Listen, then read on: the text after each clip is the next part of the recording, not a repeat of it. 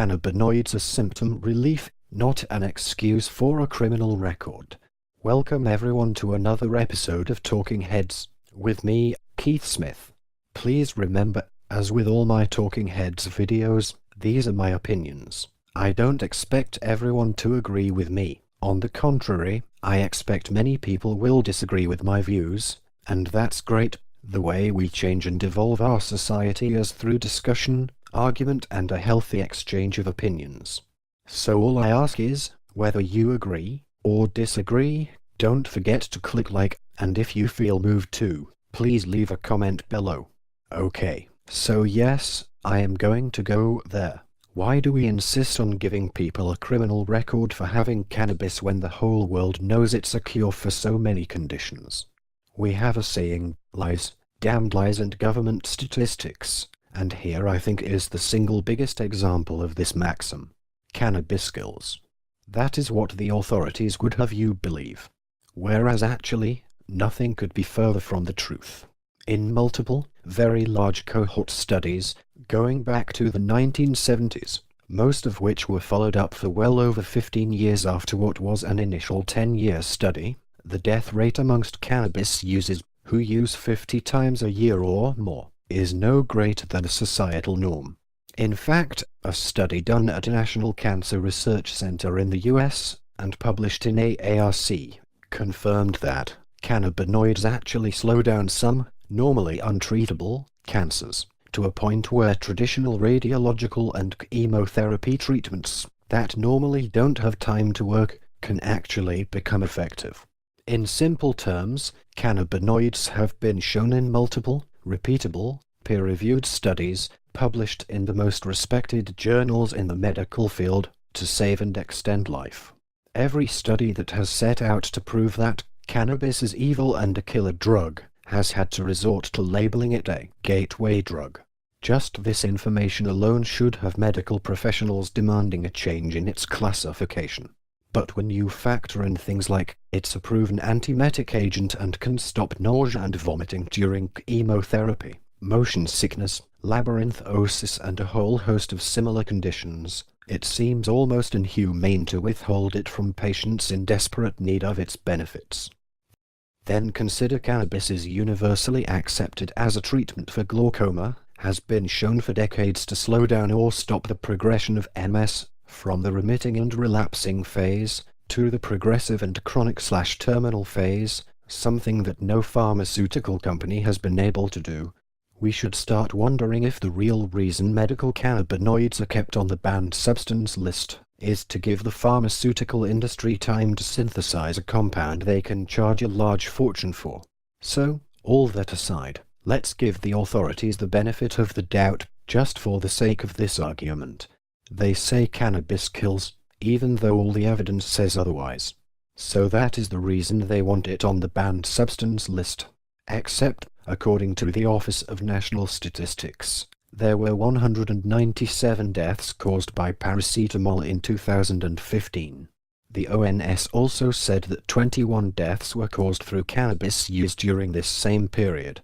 Almost 10 times as many people were killed by paracetamol use as were killed by cannabis use, but you can buy paracetamol at the supermarket, garage and corner shop. With 10 times the death rate, shouldn't paracetamol already been banned? What's worse, when you look into the statistics, even the Office of National Statistics recognized that none of the deaths attributed to cannabis use were actually a result of the cannabis itself. Half were a result of allergic reaction to a toxic agent introduced into the product to bulk it, and all but 2 of the remaining were vehicle accidents, where cannabis had been ingested by someone involved. That's a huge difference to the 197 people killed by the active ingredient in paracetamol, doing exactly what it was supposed to do, but resulting in the death of the person through organ failure. So I think we can genuinely say, cannabis isn't banned because it causes deaths. But the other argument used by the establishment for banning medical cannabinoids is, well, it's far too addictive, and leads to crime to support the habit. Again, the facts just don't back this up. The tales of how addictive modern cannabis is, by comparison to that of the 60s and 70s, are often overemphasized. Yes, It's often twice as strong as that from back in the day. But the point is, the strength is not the indicator of its addictiveness. That is more often down to the genetics of the person. So, all that aside, again, let's, for the sake of this argument, pretend that what the establishment says is true, and the addictive qualities of cannabis are resulting in massive crime sprees to pay for their addiction. Around 2.1 million adults in the UK used cannabis in 2016. More than 9 million people in England drink more than the recommended daily limits of alcohol.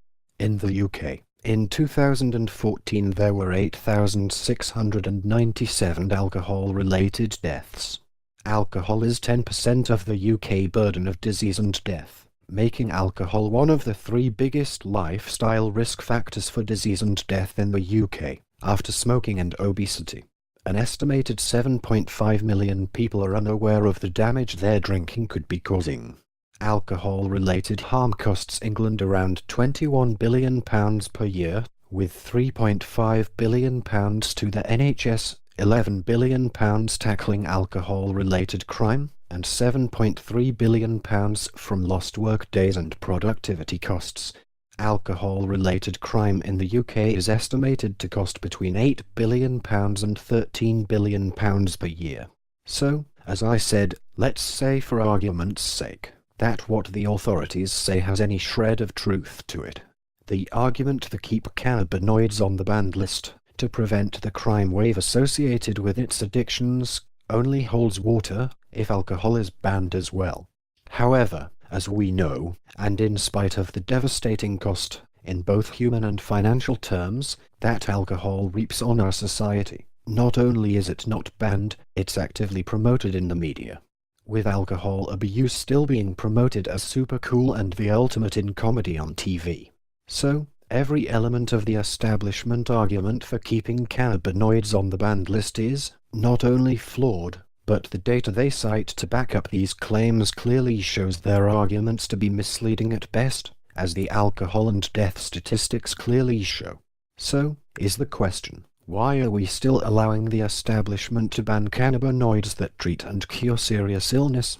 Or is it, if we are interested in saving life and reducing the unnecessary burden on the NHS, why haven't we already banned alcohol and paracetamol? Now, unusually for me, I don't have a workable solution to this one.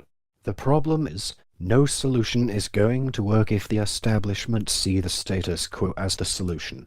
What I do have is a question that, if answered, should have even the most ardent anti-drug campaigners demanding we legalise marijuana and support the NHS with the proceeds. So, given we know that cannabis is far more of a health benefit than a danger, kills 1/10 the number that paracetamol does, and doesn't require massive pharmaceutical industry production facilities, why aren't we already making this compound available on the NHS? Given also that we could be generating between £2.5 and £3 billion a year in tax revenue, whilst also saving £350 million a year in policing and prosecuting offenders. Why haven't we already created a legitimate taxable business by legalization of the cannabis trade? So, that's the big question. If you have anything to say, you know what to do. If you don't like my conclusions, leave a comment and tell me why. If you have any ideas about how we can progress this issue, please do leave your comments below, and if you like this video, please click like. If you don't like this video, click like anyway. Just do it ironically, and don't forget to subscribe to keep up with Keith. Thanks for watching guys, and please find time to watch some of my other videos.